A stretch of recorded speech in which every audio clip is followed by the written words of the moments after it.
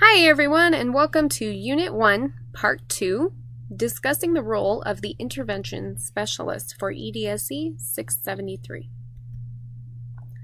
The main ideas of this part of the video presentations for Unit 1 are to focus on the role of the intervention specialist, particularly the areas of expertise that are needed as an intervention specialist, and encouraging all of us to be reflecting on ourselves and the programming in which we are working and areas for growth or improvement, particularly as we are focusing on our ideas for the logic model assignment later in this course.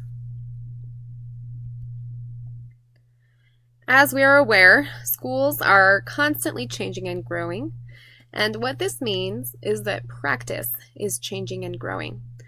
There's an increased emphasis on progress in the general education curriculum, the standards, and the accountability, and it's important for us to focus on what this means for special education. So as you have probably observed in your setting, there are changes in practices even in comparison to those that were in place 10 years ago, 15 or 20 years ago, or even 5 years ago. Practices have been influenced by multi-tiered models of education and that framework, which will be addressed in one of your assigned readings for the week. The emergence of universal design for learning as a research-based practice and a recommended practice for the classroom. That will be covered in the next presentation, and it will be discussed by Dr. Lewis Jackson. And the growth of collaboration as a practice within the classroom. So at this time, it's important to review the handout that is provided in Unit 1 in the Canvas shell. Now, you'll see it here as well. This handout is titled Roles That Intervention Specialists Might Need to Perform. So I'll give a moment here as you're reviewing these roles for reflection. Think about your practice in the past, present, and what you hope to grow in or increase for your practice in the future.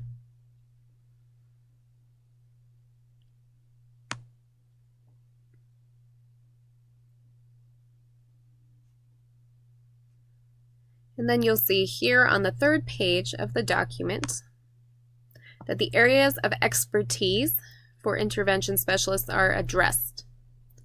It's important to have knowledge in these particular areas in order to practice effectively as an intervention specialist. And you can see that these categories of knowledge are quite broad.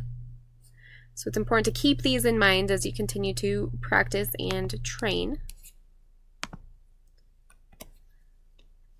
And for one of our assignments, which you will find under the Assignments tab, and it's also provided with a submission link in Unit 1 on Canvas, we will be assessing our own skills in these areas. So for the checklist, that's the document that we just reviewed, you will rate each item in importance based on how valuable you believe that the item is to the practice, the role of the intervention specialist. You may either download and print the document and rate in pencil or pen as you write it down on a piece of paper, or you can copy and paste the information into another document and input electronically for your rating scale, whatever is most convenient or comfortable for you. The scale will be from 1 to 4. 1 will mean that the area is not important, and 4 will mean that the area is critical or essential to the role in the practice. Next, you'll go to the third page and you will rate each item in the knowledge category based on your personal level of awareness about each competency. So in the same way, 1 will be that you're not familiar at all with that particular area, and 4 would indicate that you have high familiarity and you utilize that knowledge frequently in your practice. When you've completed this work, you can scan and upload the document into Canvas if you choose to do it on paper, or you may submit the file in Canvas, and you will include on an additional page a paragraph on the 3 or 4 competencies that you believe are your strongest areas.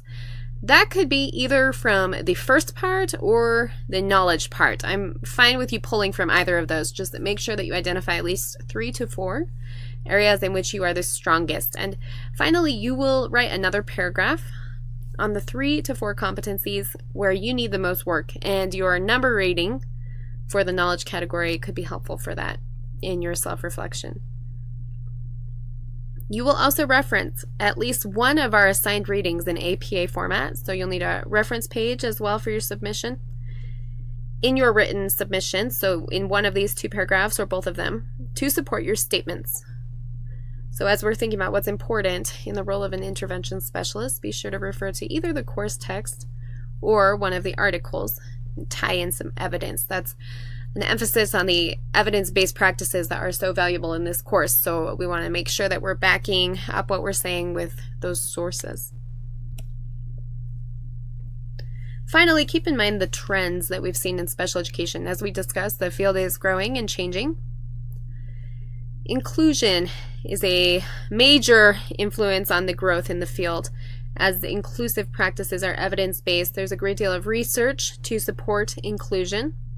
And in the Universal Design for Learning lecture provided by Dr. Jackson in the next part in the Canvas shell, you'll see information on what these practices might look like. There are very few programs or schools that are quote-unquote there or have reached these goals to practice in this way.